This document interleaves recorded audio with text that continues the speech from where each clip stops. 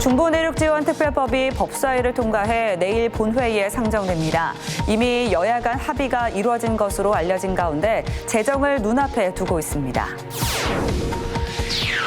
오송 지하차도 참사를 수사 중인 검찰이 시공사와 감리단 관계자 등 7명에 대한 구속영장을 청구했습니다. 미호강 임시제방 부실 시공을 사고 원인으로 지목하고 수사를 집중하고 있습니다. 총선 예비후보자 등록을 앞두고 후보들의 출마 선언이 잇따르고 있습니다.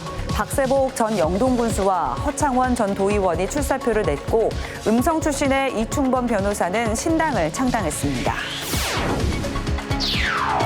제천시가 시멘트 공장과 인접해 있는 입성마을에 디지털 타운을 조성하면서 주민들의 기대감을 높이고 있습니다. 스마트 무인 드론이 마을 순찰을 돌며 미세먼지를 측정하고 교통 시스템도 개선할 계획입니다. 여러분 안녕하십니까. CJB 8시 뉴스 시작합니다. 25명의 사상자가 나온 오송 지하차도 참사를 수사 중인 검찰 수사본부가 시공사와 감리단, 발주청인 행복청 관계자 등 7명에 대해 구속영장을 청구했습니다. 미호강 임시제방 부실 시공 부분에 수사를 집중하고 있는 건데 중대재해처벌법 적용 여부는 아직 결론을 내지 못했습니다. 조상호 기자입니다. 사흘째 쏟아진 372mm의 집중호우로 청주 오송 궁평 2 지하차도는 7월 15일 오전 8시 40분경 완전히 물에 잠겼습니다. 미호천교 임시제방이 붕괴된 지 불과 30분 만이었습니다. 참사 후 구성된 청주지검 수사본부는 미호천 기존 제방을 무단으로 철거하고 임시제방을 부실하게 시공한 것과 관련해 7명에 대해 구속영장을 청구했다고 밝혔습니다. 혐의는 업무상 과실치사상 등을 적시했습니다. 구속영장이 청구된 7명은 시공사 A건설 책임자 등 2명, B감리단의 책임자 등 2명, 발주청인 행정중심복합도시건설청의 과장과 공사관리관 3명입니다. 참사 이후 국무조정실로부터 7개 기관, 36명에 대한 수사 의뢰를 받은 검찰은 현장 조사와 기술감정, 전문가 자문, 포렌식 분석 등을 이어왔습니다. 관계자만 200명, 포렌식한 휴대전화만 수백여 대 넘게 조사했는데 첫 수사 결과를 내놓은 것입니다. 김영환 지사와 이범석 청주시장, 이상래 전 행복청장에 대한 중대재해처벌법 적용 여부는 임시제방과 별개로 여전히 수사를 벌이고 있다고 덧붙였습니다. 앞서 국무조정실은 감찰 조사를 통해 미호천교 아래의 기존 제방을 무단 철거하고 부실한 임시 제방을 쌓은 것과 이를 제대로 감시 감독하지 못한 것이 사고의 선행 요인이라고 지적한 바 있습니다. 검찰이 구속영장을 청구하면서 관련 수사에 속도가 붙을지 주목되고 있습니다. CJB 조상호입니다. 중부내륙지원특별법이 법사위를 통과하며 내일 본회의에 상정됩니다. 중부내륙지원특별법은 오늘 열린 14차 법제사법위원회 전체 회의에서 185번째 안건 중 175번째로 상정돼 여야 이견 없이 의결됐습니다. 특별법은 충북을 포함해 중부 내륙 지역의 발전과 보존에 대한 국가의 법적 의무를 세우는 법안으로 내일 본회의를 통과할 경우 내년 하반기부터 2032년까지 시행됩니다. 오는 12일부터 시작되는 22대 총선 예비 후보자 등록을 앞두고 각 당 후보들의 출마 선언이 이어지고 있습니다. 박세복 전 영동군수와 허창원 전 도의원이 각각 동남 4군과 청주 청원구 출마를 선언했고 음성 출신의 이충범 변호사는 신당을 창당했습니다. 조용광 기자입니다. 영동군수를 2번 역임한 박세복 전 군수가 동남 4군 출마를 선언했습니다. 레인보우 힐링 관광진에 조경석 고가 매입 혐의와 관련해 무고함을 주장한 박 전 군수는 소멸 위기에 동남 4군의 발전을 위해서는 지역을 잘 아는 군수 출신 국회의원이 필요하다고 주장했습니다. 또 같은 당 박덕흠 의원을 겨냥한 듯 각종 의혹과 사회적 물의를 일으킨 인물의 공천은 원천 배제돼야 한다고 주장했습니다. 새술은 새 부대에 담는다는 정신으로 완벽하게 새로운 군민의 힘으로 거듭나게 할 혁신 공천이 필요합니다. 여야 후보군만 10명에 달하는 청주시 청원구에서는 민주당 허창원 전 도의원이 출마를 선언했습니다. 청주농구 이전을 공약했던 허 전 의원은 오창을 도심 융합특구로 지정해 산업과 주거, 문화가 공존하는 셀럽 도시로 만들겠다고 강조했습니다. 지역에서 세대 교체 요구가 거세다며 5선의 변재일 위원과는 정책으로 승부하겠다고 주장했습니다. 지역 주민들이 바닥에서 변화를 요구하는 목소리가 저희가 생각한 것보다 상상 이외로 큽니다. 음성 출신의 이충범 변호사는 신당 창당 신고식을 고향에서 가졌습니다. 네가 깃발이야라는 당을 창당하고 제왕적 대통령제와 양당제를 비판하며 이른바 권력 분산 개헌을 주장했습니다. 작금의 대한민국 현실은 정치, 경제, 사회, 문화 전 분야에서 독점 권력의 폐해, 즉 권력 집중의 폐해로 인해서 발전의 기로에 서 있다고 생각합니다. 민주당은 충청권 출마 예정자들 대상으로 스피치와 글쓰기, 선거 전략 등의 총선 아카데미를 여는 등 넉 달 앞으로 다가온 22대 총선 시기가 빨라지고 있습니다. CJB 조용광입니다. 주민들의 편의를 높이기 위한 스마트 기술이 지자체별로 도입되고 있습니다. 제천시가 입성마을의 지역 현안을 해결하기 위한 디지털 타운을 조성하면서 마을 주민들의 기대감을 높이고 있습니다. 안정원 기자가 보도합니다. 제천시 송악면 입성마을은 시멘트 공장이 민가와 맞붙어 있습니다. 영월군 시멘트 공장도 인접해 있어 입성마을을 지나는 대형 화물차만 하루 수백 대. 주민들이 대기 환경과 교통 안전에 대한 우려가 높은 이유입니다. 제천시가 입성마을 주민들의 불안을 해소하고 삶의 질을 높이기 위해 10억 원을 들여 디지털 타운을 구축했습니다. 행정안전부가 지역별 현안 해결을 위해 디지털 타운을 조성한 전국 26개 지자체 중 충북에서는 제천 입성마을이 유일합니다. 스마트 무인 드론은 마을 순찰을 돌며 입성마을의 미세먼지를 측정하고 스마트 교통궤도 폴은 대형 차량의 과속과 비산 먼지를 궤도하게 됩니다.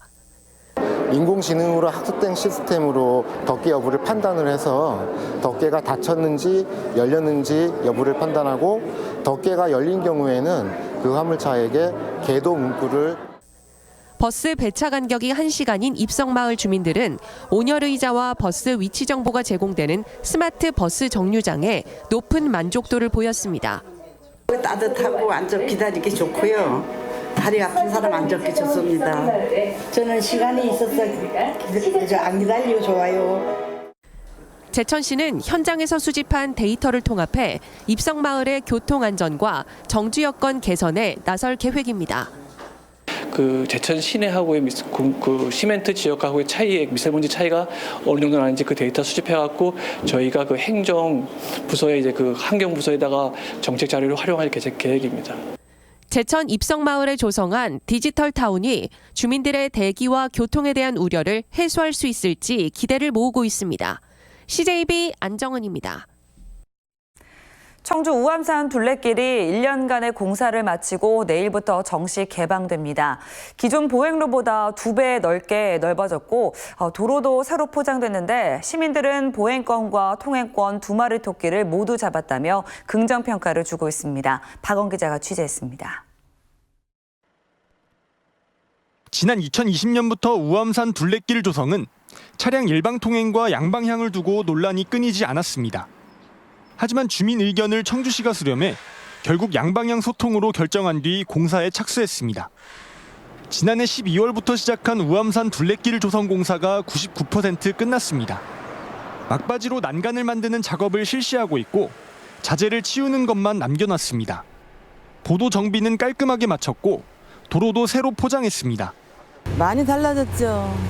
옛날에는 다 길도 좁고 집 깨지고 사람 다니기 불편했는데 지금은 길도 넓어지고 얼마나 좋아요. 통행로는 기존 평균 1.5m에서 데크를 만들어 3.5m 이상까지 넓혔습니다. 너무 좋아요. 우선 넓어져서 좋고 환하니까 공기 좋고 하니까 둘레길 잘 해놨어요. 너무 잘 해놨어요. 통행로 전체에 36곳에 벤치를 놓았고 조형물과 포토존은 관광 요소를 높이고 있습니다. 보행자의 동선을 자연스럽게 하기 위해 전신주는 대부분 반대쪽으로 옮겼습니다. 터널 경관 조명도 좀 했고요. 그래서 시민들이 좀 편안하게 잘 이용하실 수 있도록 조성을 최대한 했습니다. 야간에도 다채로운 경관을 감상할 수 있게 밝은 조명도 설치했습니다. 차량 주차는 3일공원과 국궁장, 수암골 주차장으로 유도하기로 했습니다. 우암산 둘레길 개통으로 인해서 우리 시민들이 더욱 즐겨 찾고 또 힐링할 수 있는 그런 장소가 되리라 생각합니다. 전체 4.2km 중 사업비 100억 원을 투입해 공사를 끝낸 건 2.3km 구간. 청주시는 어린이회관 인근 나머지 1.9km 구간은 보행 정비만 마치고 내년 30억 원의 사업비를 추가로 투입해 공사를 마무리 지을 계획입니다. CJB 박원입니다.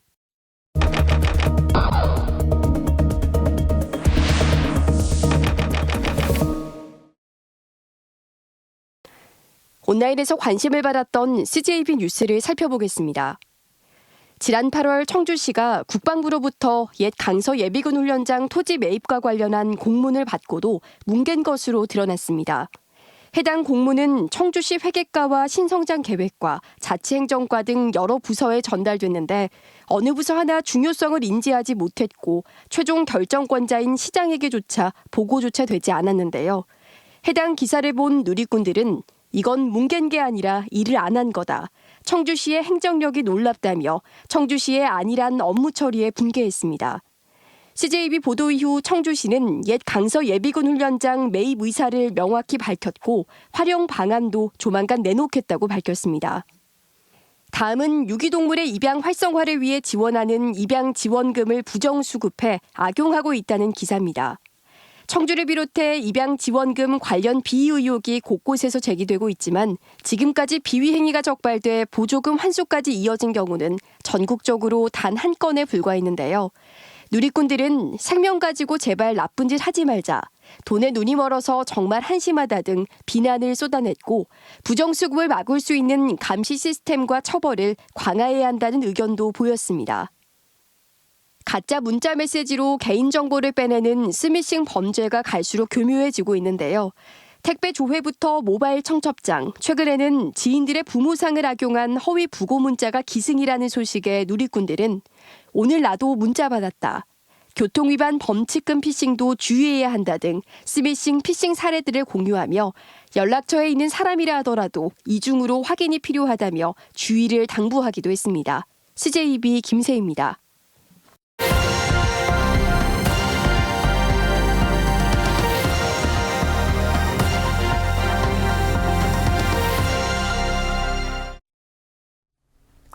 강원특별자치도 핵심 전략 사업인 수소 저장 운송 클러스터 구축 사업이 정부의 예비타당성 조사를 통과했습니다.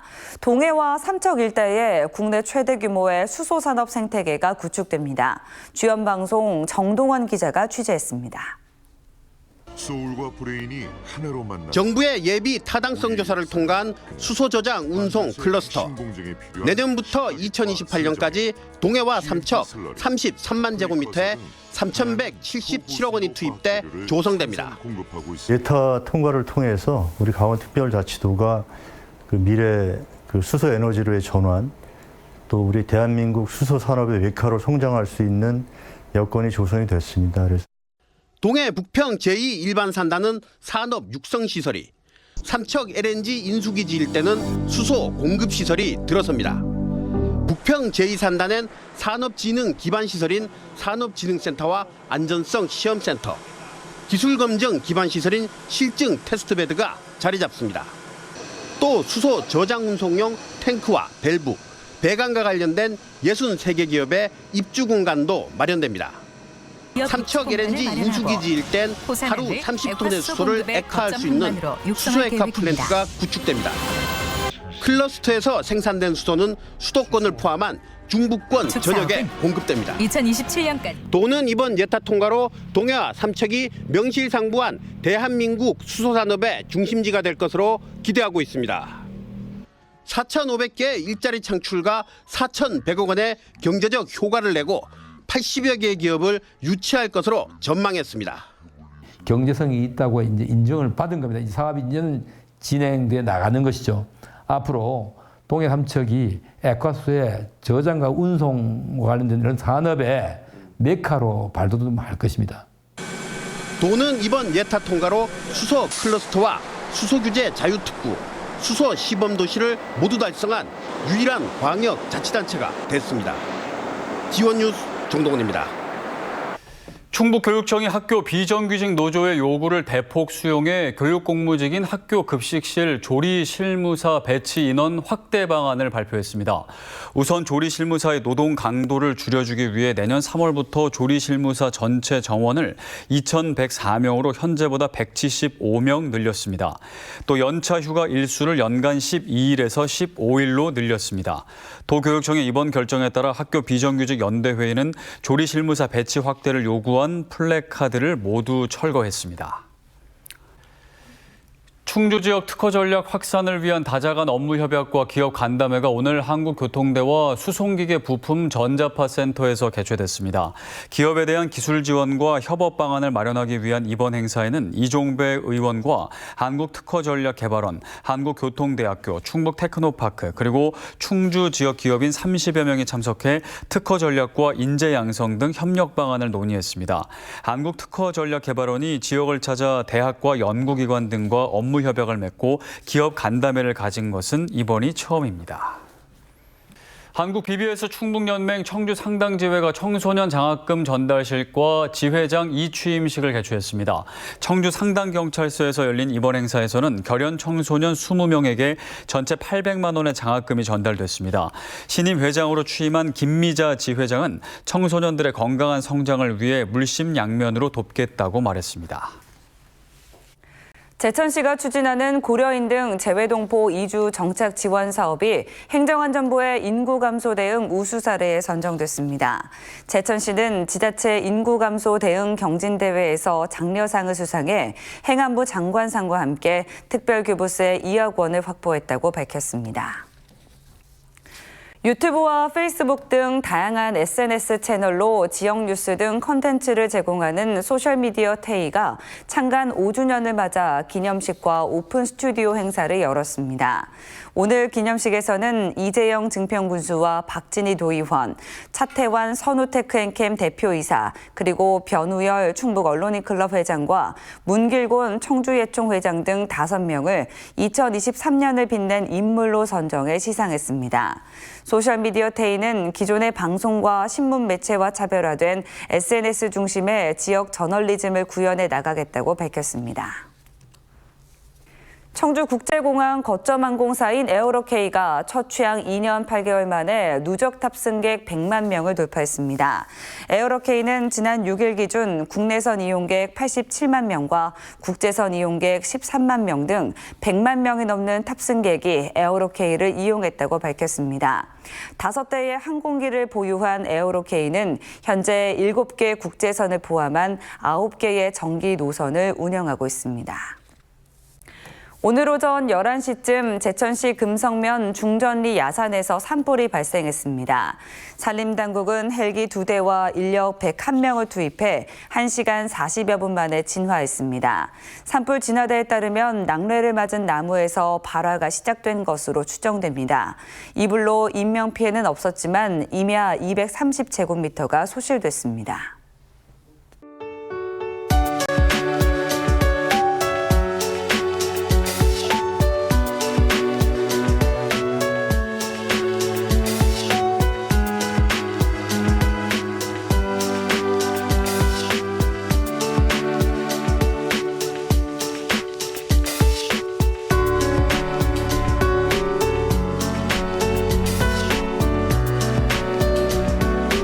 이상으로 CJB 8시 뉴스를 모두 마칩니다. 시청해주신 여러분 고맙습니다.